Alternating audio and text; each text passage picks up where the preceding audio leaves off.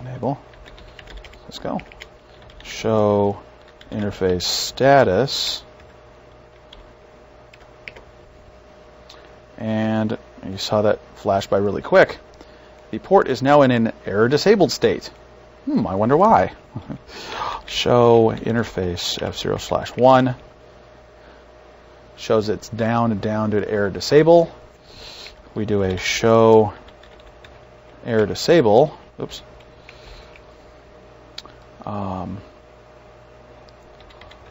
Detect.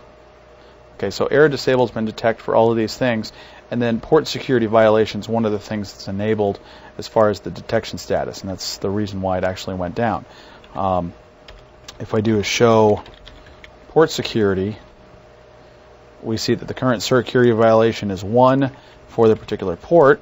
Port security interface F0/1 shows that it's enabled. It's in a secure shutdown state, violation modes, and we have 10 minutes there, so it was there like we said.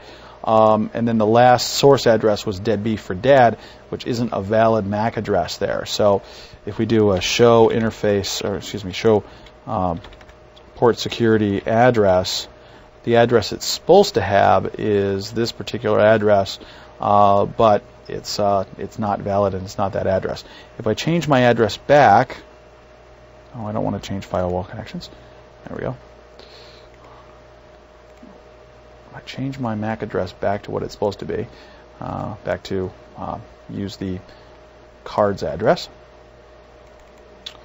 and we'll see that we're currently in a shutdown state for that interface still. Notice it's still not come up based on my local area network.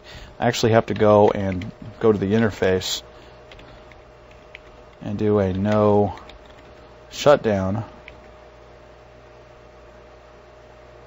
Actually, I think I have to do a shutdown first. I'd actually go physically down and then do a no shut. There we go. Bring it back. So, there we go. And that came up.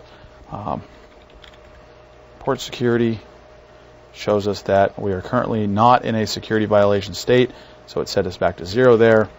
Show port security interface F0/1. Shows us that our port security state is enabled, not shut down like we were before. And then we can go ahead and do and it also shows us what the last source address that actually dropped us. Show interface,